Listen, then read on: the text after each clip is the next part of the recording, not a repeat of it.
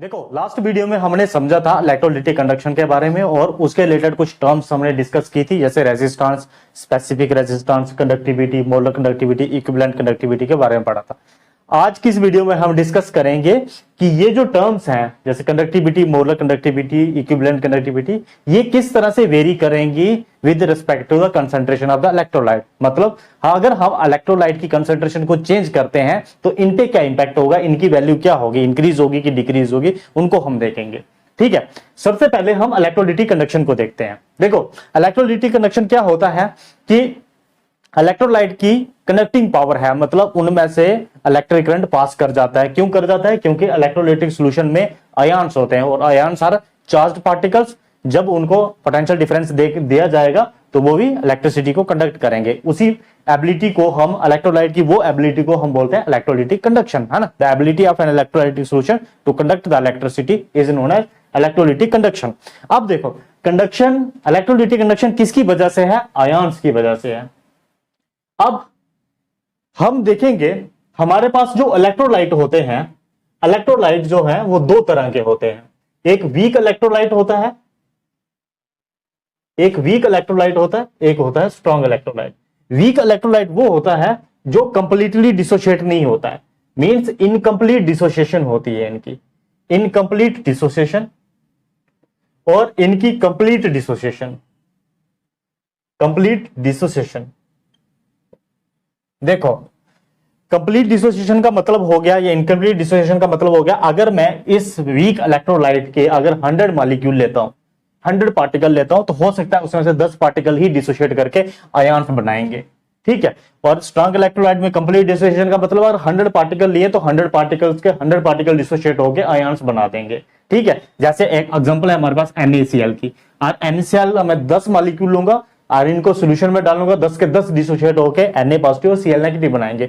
मगर weak electrolyte ऐसा नहीं करते हैं, उनका कुछ परसेंटेज ही डिसोशिएट होती है। जैसे एग्जांपल है NH4OH, अमोनियम हाइड्रोक्साइड। अगर इसको सॉल्यूशन में डालेंगे तो इसके कुछ मॉलिक्यूल ही, कुछ परसेंटेज ही डिसोशिएट होगी, मतलब कुछ मॉलिक्यूल ही आयन्स कंट्रीब्यूट करेंगे और आयन्स की वजह से इलेक्ट्रोलिटिक कंडक्शन होगी। तो इसका मतलब क्या हुआ कि वीक इलेक्ट्रोलाइट की जो कंडक्शन होगी वो कम होगी as compared to strong electrolytes की। क्यों? क्योंकि उनके नंबर ऑफ आयन्स स्ट्रॉन्ग के केस में ज्यादा बनेंगे और वीक के केस में कम बनेंगे। अब हम देखेंगे कि कंसंट्रेशन इनकी वेरी करके इलेक्ट्रोलिटिक कंडक्शन पे क्या इंपैक्ट पड़ता है। देखो electrolytic conduction is directly proportional to the ions, जितने ज्यादा आयन्स उतनी ज्यादा इलेक्ट्रोलिटिक कंडक्शन होगी। वीक इलेक्ट्रोलाइट के केस में क्या होता है कि अगर इनकी हम डाइल्यूशन करते जाते हैं, मींस इनको अगर डाइल्यूट करते जाते हैं, डाइल्यूट का मतलब वॉल्यूम इंक्रीज करना सॉल्वेंट का, सॉल्वेंट इंक्रीज करते जाएंगे तो इनकी डिसोसिएशन जो है वो इंक्रीज होती जाएगी। मींस वीक इलेक्ट्रोलाइट की डिसोसिएशन जो है वो इंक्रीज करती है with increase in the dilution. अगर इनकी डाइल्यूशन करने पे डिसोसिएशन बढ़ती है तो मतलब आयन्स भी बढ़ेंगे, आयन्स बढ़ेंगे तो इलेक्ट्रोलिटिक कंडक्शन भी बढ़ेगी। तो सिंपल हम ये बोल सकते हैं वीक इलेक्ट्रोलाइट की डाइल्यूशन करने पे इलेक्ट्रोलिटिक कंडक्शन इंक्रीज करेगी। हम ये भी बोल सकते हैं कि कंसंट्रेशन डिक्रीज करने पे, क्योंकि डाइल्यूशन का मतलब क्या, आगे कंसंट्रेशन कम होती जा रही है, कंसंट्रेशन कम होगी तो ये इनकी डिसोसिएशन इंक्रीज होगी, डिसोसिएशन इंक्रीज होगी तो आयन्स इंक्रीज होगी। बात समझ गए? तो वीक इलेक्ट्रोलाइट का हमने रिलेशन पढ़ लिया इनकी कंसंट्रेशन का इलेक्ट्रोलिटिक कंडक्शन का। देखो अब हम देखेंगे स्ट्रॉन्ग इलेक्ट्रोलाइट के केस में कि क्या होगा इलेक्ट्रोलिटिक कंडक्शन पे इंपैक्ट। देखो स्ट्रॉन्ग इलेक्ट्रोलाइट जो है वो कंप्लीटली डिसोशिएट हो जाते हैं, मींस उसके जितने आयन्स बनने होंगे वो बन जाएंगे चाहे वॉल्यूम कितना भी हो। ठीक है, मतलब डाइल्यूशन करें या ना करें हमें नंबर ऑफ आयन्स बराबर ही मिलेंगे। ठीक है, तो इलेक्ट्रोलिटिक कंडक्शन स्ट्रॉन्ग इलेक्ट्रोलाइट के लिए फिक्स होनी चाहिए, इसका मतलब इसको वेरी नहीं होना चाहिए विद डाइल्यूशन, मगर ये डाइल्यूशन से वेरी करती है। वेरी क्या करती है? इलेक्ट्रोलिटिक कंडक्शन इंक्रीज करती है with dilution of the strong electrolytes also.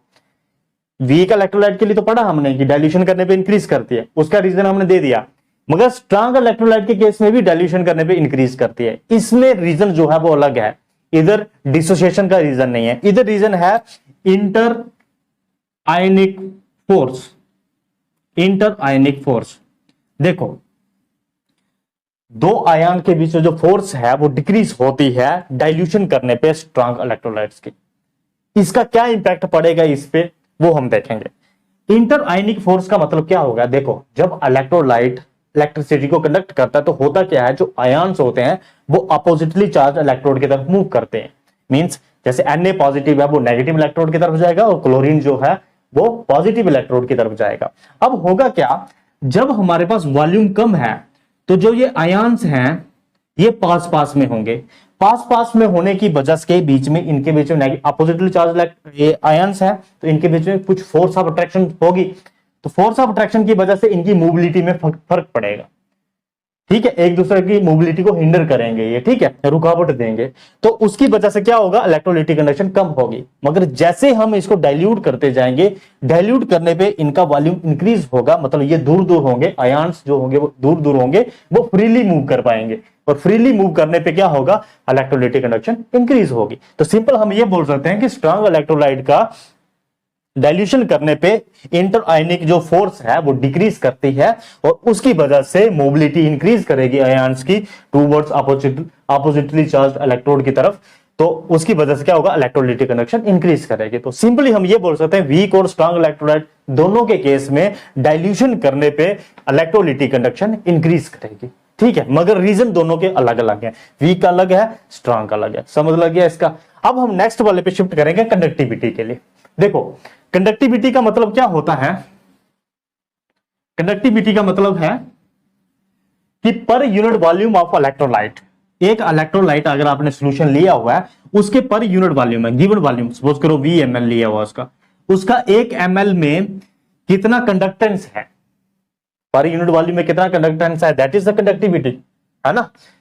अगर उसका VmL है तो अगर सपोज करो उसके 1 ml में कितना कंडक्टेंस है उसको हम बोलते हैं कंडक्टिविटी, और 1 ml में conductance that is a conductivity. अगर हम इसको डाइल्यूट करते हैं सॉल्यूशन को, मींस इसकी कंसंट्रेशन को कम करते हैं, डाइल्यूट करने का मतलब हो गया वॉल्यूम इंक्रीज करना, तो कंसंट्रेशन जो होगी वो डिक्रीज होगी। तो कंसंट्रेशन डिक्रीज करते हैं या डाइल्यूट करते हैं, उससे क्या होगा कि पर ml में आपको नंबर ऑफ आयन्स जो होंगे वो डिक्रीज हो जाएंगे। पर ml में नंबर ऑफ आयन्स डिक्रीज होंगे तो कंडक्टिविटी क्या हो जाएगी, डिक्रीज हो जाएगी, क्योंकि आपके पास पर ml में आयन्स जो होंगे वो अब कम अवेलेबल होंगे। तो कंडक्शन किसकी वजह से होती है, आयन्स की वजह से। पर ml में आयन्स कम है तो क्या हो जाएगी, कंडक्टिविटी डिक्रीज हो जाएगी। इसको मैं एक एग्जांपल के साथ समझाता हूं। सपोज करो हमारे पास पहले 10 ml, ये सॉल्यूशन VmL नहीं 10 ml ले लेता हूं, 10 ml में हमने इसमें इलेक्ट्रोलाइट मिलाया हुआ है, इलेक्ट्रोलाइट के हमने 100 मॉलिक्यूल मिलाए हुए, 100 मॉलिक्यूल से, ठीक है, 100 मॉलिक्यूल से 100 आयन्स मिल गए या 200 आयन्स मिल गए, फिक्स कर लो, ठीक है। 10 ml में 100 मॉलिक्यूल्स हैं, तो पर ml में कितने मिलेंगे हमें, 10 मॉलिक्यूल्स। 10 में 100 है तो 1 ml में कितने आ जाएगा, 10। 1 ml में 10 मॉलिक्यूल्स की वजह से जो कंडक्टिविटी होगी, कंडक्टेंस होगा, उसको हम कंडक्टिविटी बोलेंगे। अब मैं क्या करता हूं, इसको डाइल्यूट कर देता हूं, 10 ml से इसको मैं 100 ml कर देता हूं। 100 ml करने पे मगर number of molecules of electrolyte उतने ही रहे, 100 के 100 ही रहेंगे। पहले आपको 1 ml में 10 मॉलिक्यूल्स मिले थे आयन्स के, इलेक्ट्रोलाइट के 10 मॉलिक्यूल्स मिले थे। अब आपने जब इसको डाइल्यूट कर दिया, 100 ml कर दिया, वॉल्यूम को 100 ml कर दिया, अब आपको 1 ml में कितने मिलेंगे, 1 मॉलिक्यूल मिलेगा। बात समझ रहे, 1 ml में 1 मॉलिक्यूल मिलेगा। पहले 10 ml में 100 था, अब 100 ml में 100 मॉलिक्यूल्स है। डाइल्यूट करने पे यही होगा ना, वॉल्यूम इंक्रीज कर जाएगा पर नंबर ऑफ इलेक्ट्रोलाइट तो उतने रह जाएंगे। तो अब आपके पास 1 ml में 1 मॉलिक्यूल है, तो 1 ml में पहले 10 मॉलिक्यूल थे, अब 1 ml में 1 मॉलिक्यूल है, तो कंडक्टिविटी किस में कम होगी, कंडक्टिविटी किसकी वजह से होता है, आयन्स की वजह से। आयन्स पर ml में डिक्रीज हो गए तो कंडक्टिविटी भी क्या कर जाएगी, डिक्रीज कर जाएगी। Simple, conductivity decreases with increase in the dilution of both weak and strong electrolyte के केस में, क्योंकि पर यूनिट वॉल्यूम में नंबर ऑफ आयन्स डिक्रीज हो जाएंगे। सिंपल। तो डाइल्यूशन पे पता चल गया, तो कंसंट्रेशन पे आप खुद ही लगा सकते हो कि नंबर ऑफ इलेक्ट्रोलाइट बढ़ाएंगे तो number of molecules of electrolyte बढ़ाएंगे तो इंक्रीज कर जाएगी, ठीक है। तो ये हमारे पास हो गया कंडक्टिविटी का केस।